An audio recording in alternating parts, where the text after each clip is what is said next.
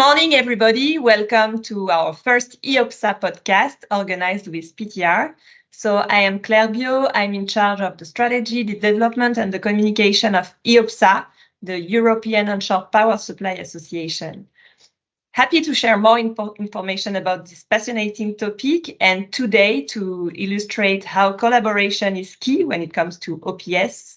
I will be with Chris Poyner, Business Manager, Land-Based Shore Power Connection, ABB Marine and Ports, with Jan Kinen, Manager, Industrial Electrification at Eneco Renewable Energy Solution and at Rotterdam Shore Power, and with Afsa Shafiq, Analyst at Power Technology Research. We're going to speak about onshore power supply, of course, and revolutionizing port sustainability. So I will give you a short introduction about onshore power supply. While in port, ships use their auxiliary engines to produce electricity. Onshore power supply has the potential to eliminate emission, reducing each pollutant by about 90% and greenhouse gas emissions by about at least 50%. It also enables to reduce noise and vibration. How is it done? In brief, by connecting the ship to a shore-based electrical grid. Decarbonization through OPS not only serves upcoming EU legislation, but social, health, and economic objectives. AFIR and Fuel EU Maritime will provide crucial legislative backing.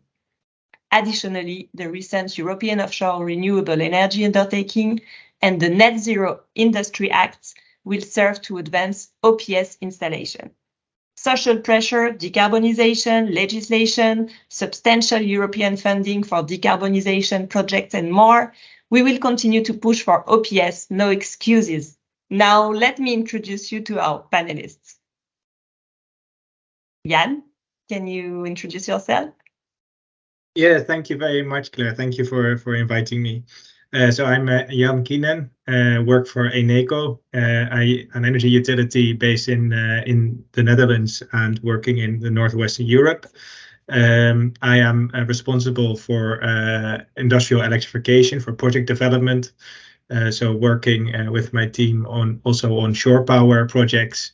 We do that at this moment in time solely through our joint venture, which is called the Rotterdam Shore Power, where we work together with the Port Authority of Rotterdam. So thank you.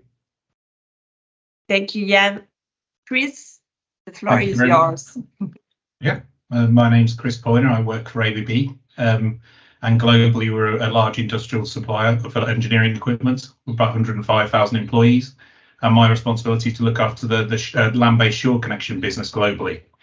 So ABB, obviously, we've got a strong heritage in this kind of industry, and shore power is an emerging market that suits our portfolio nicely. So we're heavily involved, and thank you for the invitation to join the podcast.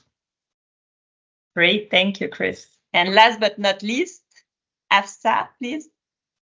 Okay, so I am Hafsa Shafiq and I am a market research analyst at PTR. PTR is a market research company and we specialize in power grid equipment market research. We cover the market of almost all kinds of equipment that is going into a substation, for example, like MV and HV switchgear, distribution and power transformers and other control and protection equipments. In addition to that, we also look into the grid flexibility and modernization technologies. This can include technologies like FACTS and HVDC and energy storage systems. There are several technologies that are part of the clean energy transitions and impacting the power grid, like road and maritime transportation. Under these areas, PTR cover a comprehensive research on electric vehicle supply equipment for electric vehicles and obviously shore-to-ship power systems under the subtopic of boat electrification. Thank you, Afsa. So now let's look at ports as energy hubs. So ports electrification is a very vast topic. It covers several areas and technologies that can make the ports not only environmentally friendly, but also sustainable. To that aim, ports are taking major steps and transforming themselves. So Jan, what can you describe from your own experience? Well, I think to start off, our experience is now mostly for shore power in the Netherlands, and we're also talking in Belgium. So as a scoping, and so people don't, if they listen, they don't get surprised if they're active in the south part of Europe. But what we see is really a growing focus on decarbonization of the industrial and the maritime sector. Both in the Netherlands and in Belgium, port areas are highly industrialized. So we have major carbon emissions there in those areas. And it will be a big challenge to make them future-proof. But a lot is being done, and I think there's a big synergy with the growth of offshore wind. We see a large potential in offshore wind for the renewable power supply, for the whole renewable energy supply, basically, in the future of at least Northwestern Europe. These wind farms will be connected to port areas. And these two elements, so having to decarbonize port areas and connecting them directly to offshore wind, really will make them even a bigger energy hub than they already are. So that's the dynamics which we now see in the port areas. Thank you, Jan. Chris, how do you think port consumption landscape has changed in the last few years, and what does it mean for the grid? I think the whole transportation landscape, as ports as one of the big items, has changed in the last few years. I think social awareness of the ports and how they operate, and basically everyone's trying to go greener. Ports are a key example that the vessels are getting bigger, the port calls are no doubt going up and increasing. So therefore you've got more activity going on. You've got more potential for pollution and vessels running and coming in and out of ports. You've got all the vehicles operating there. And I think there's a lot of social awareness. So ports are trying to become more sustainable and clean up their operation. Now, obviously, OPS is a key part of this. So you can turn the engines off, so you've not got vessels sitting there. But, I think that there's a lot of items to this. And every time you electrify a vessel, you have a bigger vessel, there's a more requirement for grid supply. And especially with integration of electric vessels, we know are coming in hybrids. Anything like that needs electrical supply is putting pressure on the ports to supply it. And obviously the port is the business that has to do that. So they're in a difficult position where they have to provide what's requested and that is legislatively required, but it puts them in a difficult predicament. So, as you integrate all this sustainability, basically the key clean fuel at the moment is electricity, and you've got to be able to supply that, and that has major implications on the electrical grid supply in the port. But as Jan said, with the integration of renewables, then hopefully that improves the situation of the grid at the port. Traditionally, the ports have been the end of the line for electrical infrastructure, but if you've got renewables coming in, then you've got a source of energy directly to the port and then spread to the country. So I think the ports, it's clear that ports are focusing on sustainability, but it's a long task to do. It's a big undertaking. The vessels are changing, the customer requirements are changing, the social requirements, the social pressure is high.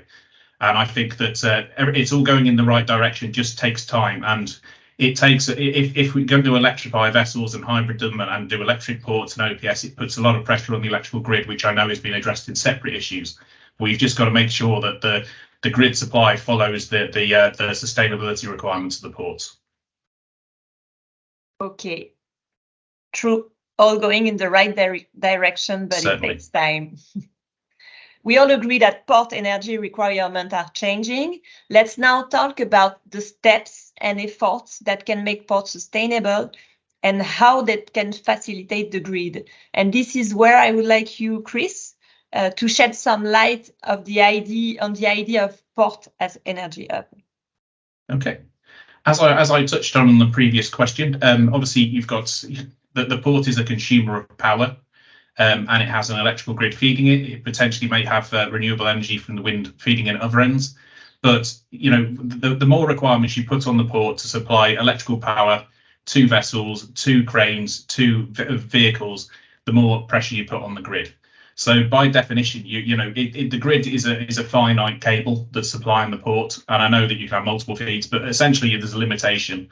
So the topic of the port as an energy hub is based around the fact that you either need to have an energy supply available to do everything we need, such as OPS, such as cranes, etc., etc.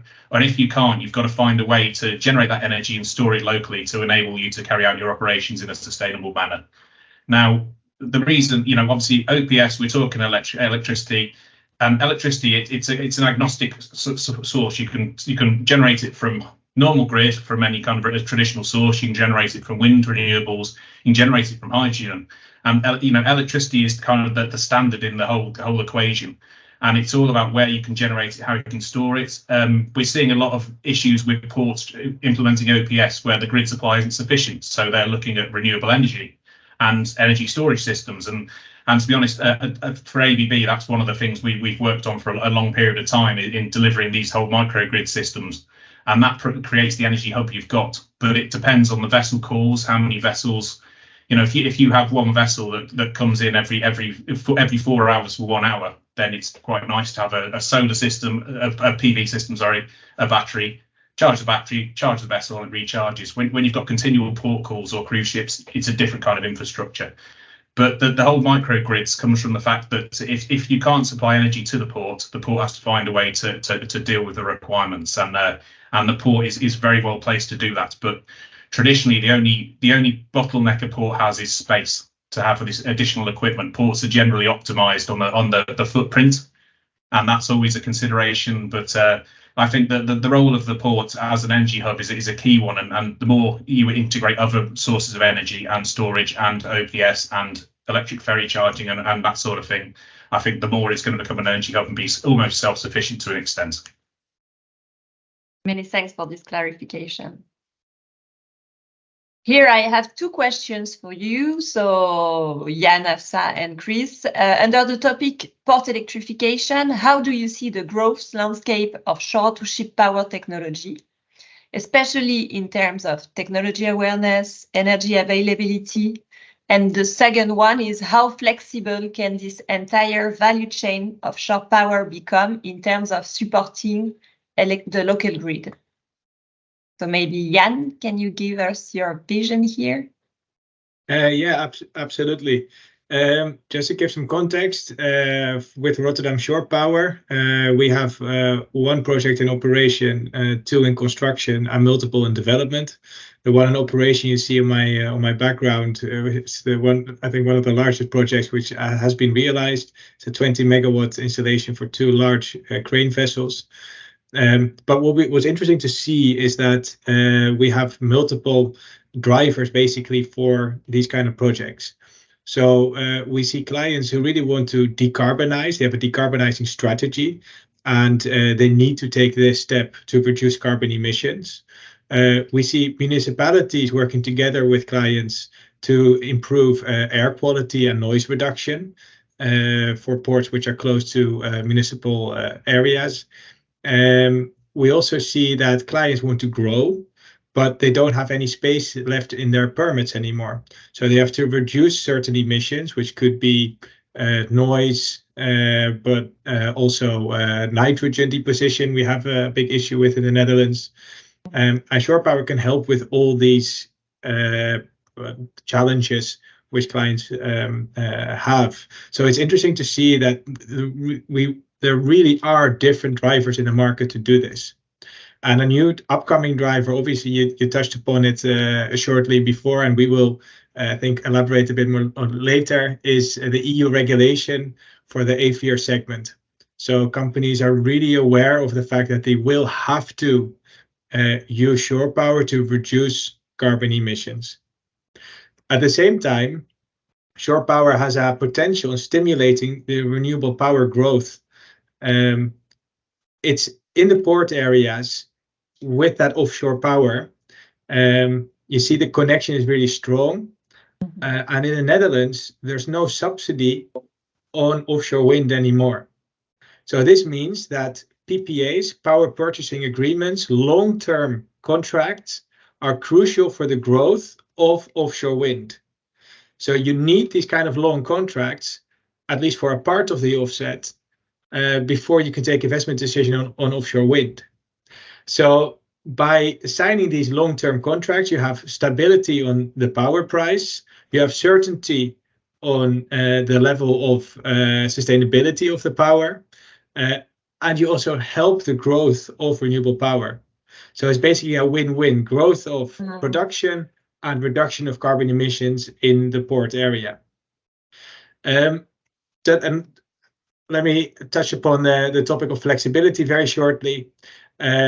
We're doing multiple studies at this moment in time on how we can increase that flexibility on the grid. So how can we help the grid with these with the shore power projects? Two routes we're looking at. One is, which Chris pointed out, is adding batteries, which is, I think, a very logical step to take, but also relatively expensive. The other one is, how flexible is our ships themselves, the engines? So is it possible to switch off your shore power installation very shortly to go back to the engines if the grid cannot supply you the power you need? And I think it's all these elements together which will make the whole of the future energy system. So we're looking into multiple options on our flexibility side. Very interesting perspective. Many thanks, Kian. Now I would like to talk about regional and national legislation and policies. So we all know that the maritime sector is a significant contributor to global greenhouse gas emissions, so accounting for around 2.5% of global CO2 emissions, and fit for 55 to reduce GHG emissions by at least 55% by 2030. AFIR aims to deploy OPS infrastructure to RoRo or seagoing vessels, inland waterway vessels, and cruise ship in all major European ports. Clearly, AFIR and EU Maritime are leading us in the right direction, right? But what more needs to be done in terms of legislative processes? Afsa, we'd love to hear your vision on that. Okay. Thank you so much, Claire. I would like to start by saying that Chris and Jane have so far shared a very comprehensive roundup of the concept of port electrification, the challenges associated with it, and they have covered the opportunities for different stakeholders as well. Now, to start off, I think that adequate funding is very crucial to support the deployment of alternative fuel infrastructure and the adoption of cleaner maritime technologies in this sector. So, the legislative processes, I think, first and foremost, they should focus on establishing coherent funding mechanisms which can not only provide financial support for developing and retrofitting vessels with the required equipment, but it should also cover the shore side of ports as well. Say, for example, like supporting the installation of onshore power supply infrastructure at the ports. This can also involve the establishment of dedicated green funding programs, allocation of public funds, and the promotion of public-private partnerships, etc., to kind of attract investment in sustainable maritime projects. I would like to add here that the legislative processes, they should also ensure accessibility and the allocation of funds in order to ensure that the desired emission reduction targets are achieved. And also, I think legislative processes should also establish clear penalties and enforcement mechanisms, like it can involve imposing financial penalties or any other consequences for non-compliance or failure, to meet specific emission targets. In addition to that, I believe that by implementing stringent enforcement measures such as the emission-based port fees, emission trading systems, or carbon pricing mechanisms, the legislative framework can incentivize the ship owners and operators to invest in cleaner technologies and fuels. In addition to that, I also feel that the establishment of monitoring, reporting, or verification requirements can ensure transparency and accountability.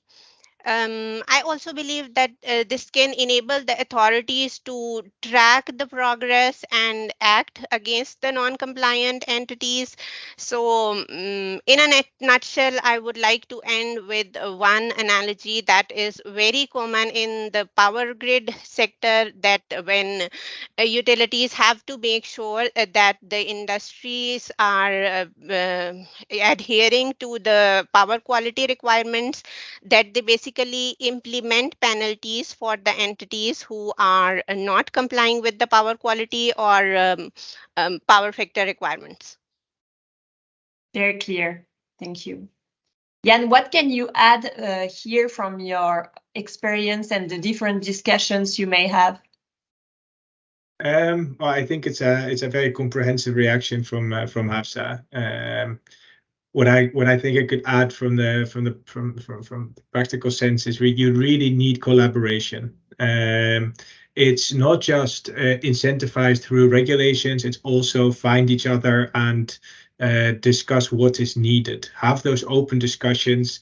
See which role, which entity, which party could fill. We're talking about governments, grid operators, power suppliers, but obviously all the parties in the ports, so port authorities, the owners of the terminals, the shipping lines. Everyone has a certain expertise, and it's only if you bring together these expertises, is that correct English? I don't know. The expertise of all companies, then you will have a successful outroll of this technology. And at the same time, you need a clear follow through on those regulations.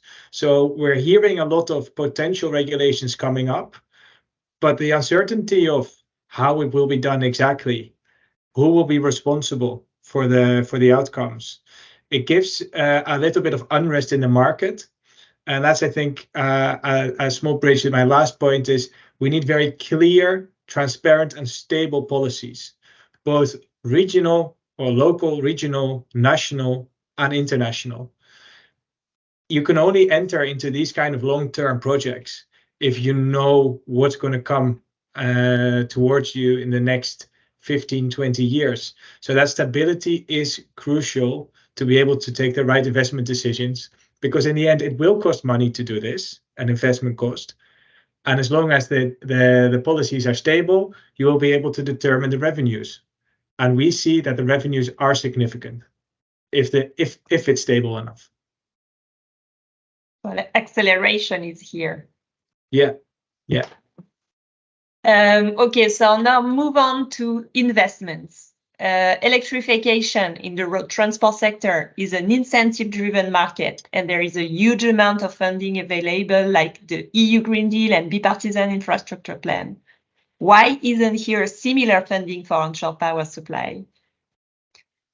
Hafsa, can you share your vision here? Right.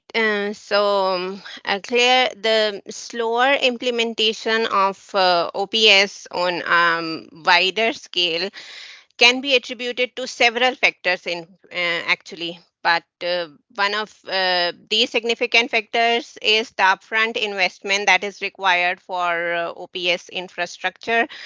Now, usually the systems that we are talking about cost, anywhere between $3 to $10 million, depending on the size of the system, which clearly indicates that it's not a small investment for the ports.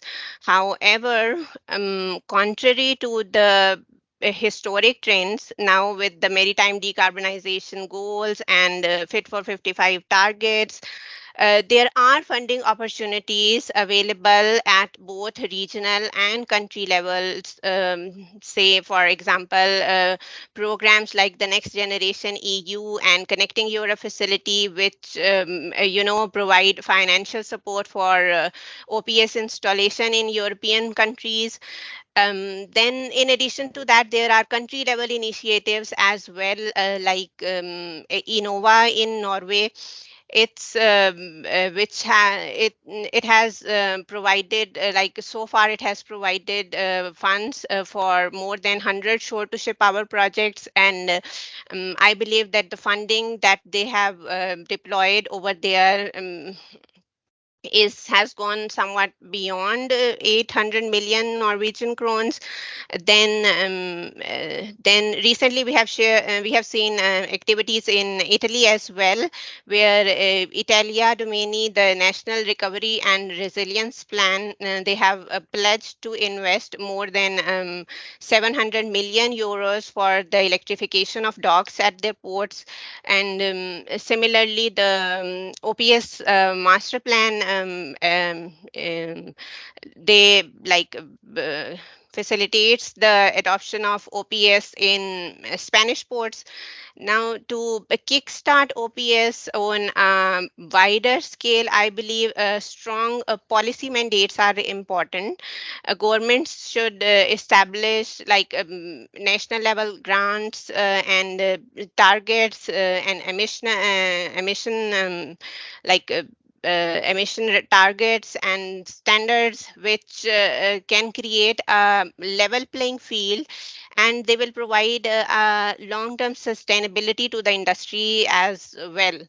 Then, as Jan has mentioned already, I also think that the collaboration among various stakeholders is another key factor, which includes port authorities, ship owners, technology providers, energy suppliers, and financial institutions. All of them need to collaborate to address the technical challenges and share the best practices with each other. By doing so, they will be better able to develop standardized approaches for OPS infrastructure.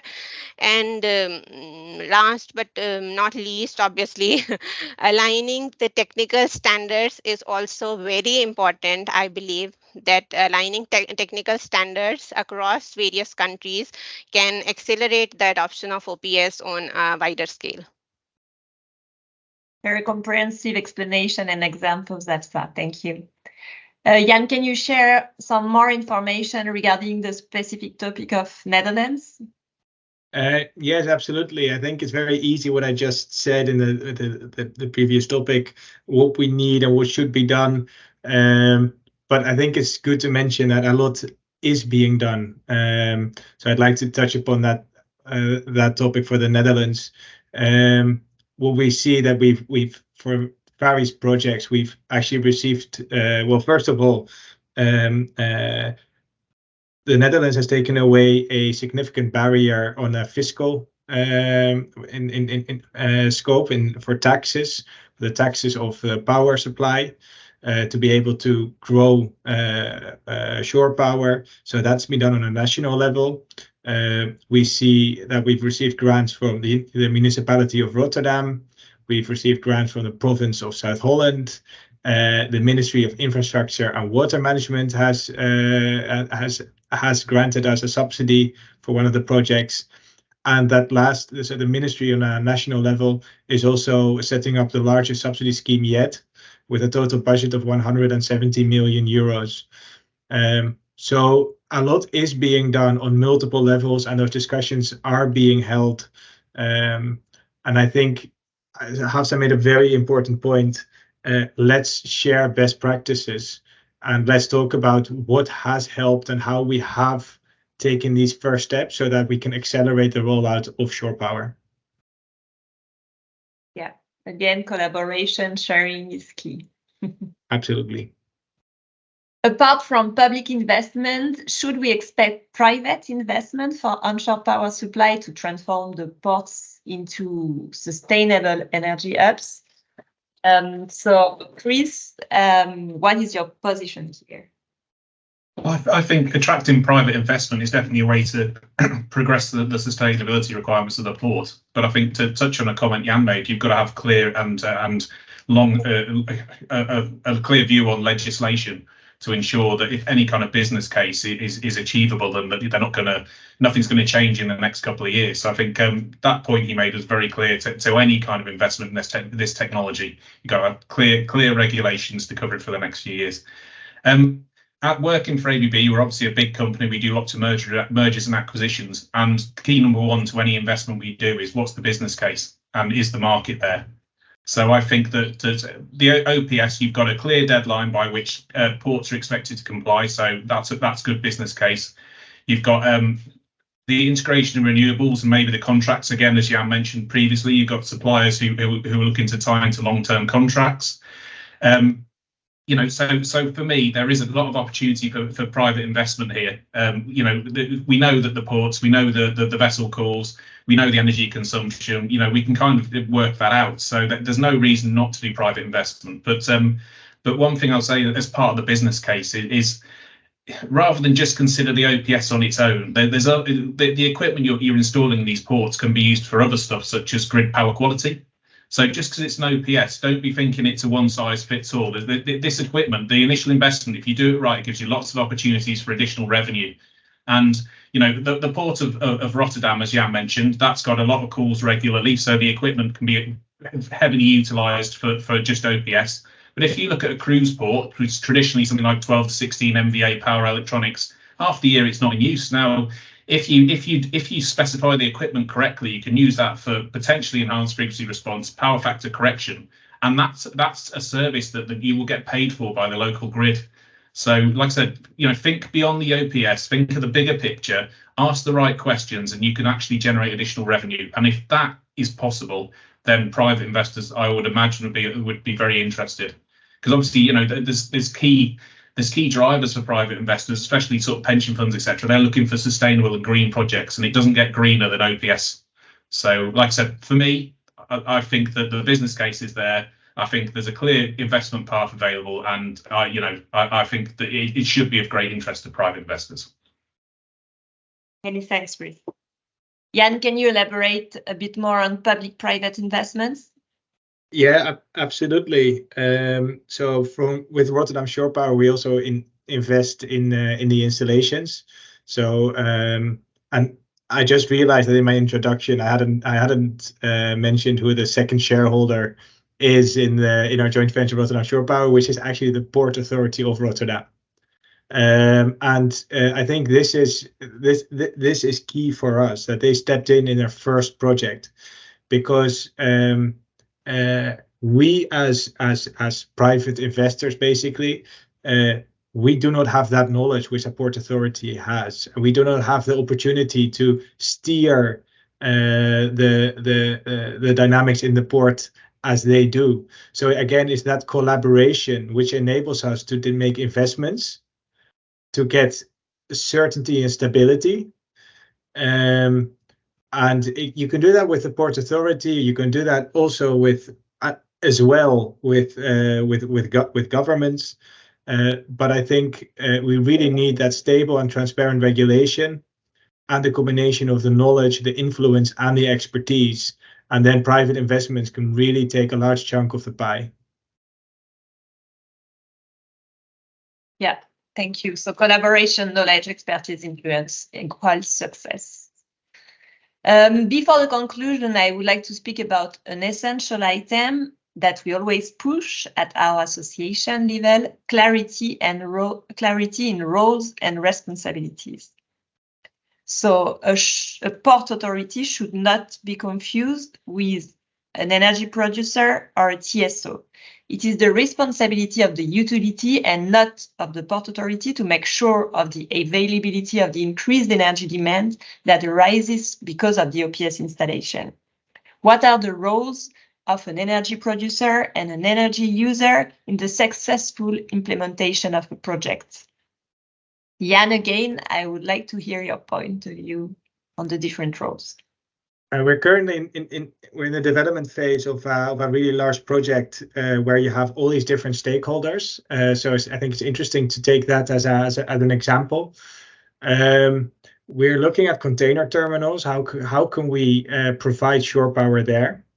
You have the shipping lines who use container terminals. So let's think of a multi-user terminal. You have the shipping lines who need to provide reliable data when they expect to arrive, how much they need, the amount of reefers they have, so the power demand they have once they're on at the dock. We have the terminal operator. The terminal operator is basically the user, the economic user of the land. So we need to use their land to be able to connect the ship to the shore and to the electricity grid. So we really need them in scope of the project. We need to get access to the installation in their terminal while they continue their economic dynamics, offloading and unloading on the ship, which is quite a challenge. So you have limited space. So you need to make agreements there. The Port Authority can help with the data and the civil engineering, because it's a very complex situation with all the cables, all the investments in the docks. So you really need the Port Authority to play some kind of role there. If it's coordination, support, whatever, but they need to have a role. And then obviously you have the utility, which we are as Eneco, and we can procure and supply the power, but we need data to be able to determine when that power is actually being used. We're going from a fossil fueled sector where you can bunker fossil fuel, and it really doesn't matter if you bunker 50 minutes before or after, which you planned. In the power sector, that's different. So unless you have that flexibility of either a battery or some other technical solution, you need to have very reliable data to minimize cost of shore power. But we have that expertise, and we can help parties how to make that available and enter them into this new world, which is the power market. But I think it's you need to find a way to get all these companies into the project, define the right roles and responsibilities. And only if you have that at the starting point, then you can really have a successful project. But what I hope is that we can find a business model which we can then deploy at multiple ports, so that you can have that acceleration and shipping lines know what to expect at different terminals. Thank you, Jan. Chris, what is your vision here? I think the clear two roles of the producer and the user are Jan's covered it there, but the main one is communication and data. The energy producer needs to know your demand at certain times of the day, and a lot of these OPS projects, they're new, they're conceptual. We've never done it before. This is the vessels that are coming in. We think this is what they're going to use and when they're going to dock. And what we need to do is the energy producer needs to understand that and understand when the peak loads are. But then also it needs to be a learning and a collaborative experience moving forwards, where the port then feeds back and says, we thought it was this, but actually it's this. Because I'm sure Jan will agree, as an energy producer, you don't really want excess energy sitting there. And also by the same account, you don't want maximum demand at your worst possible time. If I give an example, the UK grid has changed. We've lost all the inertia, where it's a lot of renewable supply. So we've got a relatively fragile grid. So you want to keep it stable. Now, in Rotterdam, it might be better, but as an energy producer, they need to understand what's required, when it's required, and the user needs to be honest. If they're expecting the cruise ship and it doesn't come, it might not be a problem for the energy producer, or it might be a saving grace, because it means they can save a fortune by not running a wind farm somewhere. So it's just, like I said, it just needs to be a very collaborative relationship, and there needs to be honesty and feedback, and that's the key moving forwards. Agree. Many thanks, Chris. Many thanks, Jan, and many thanks, Afsa, for this very inspiring conversation. Thank you so much. So to close this podcast, I would like to encourage anyone who wants to know more about OPS, anyone who have a project in that sense, contact the association or the OPS experts. So you already met 3 of them here. And together, we will continue to remove barriers towards achieving the collective goal of reducing pollution, noise, vibration in port cities and beyond. So we must be conscious that meeting AFIR will require the launch between 70 and 120 new OPS projects every year until 2030. OPM brings for sure opportunities, and we will continue to make it a reality. Many thanks and have a good day. Bye-bye.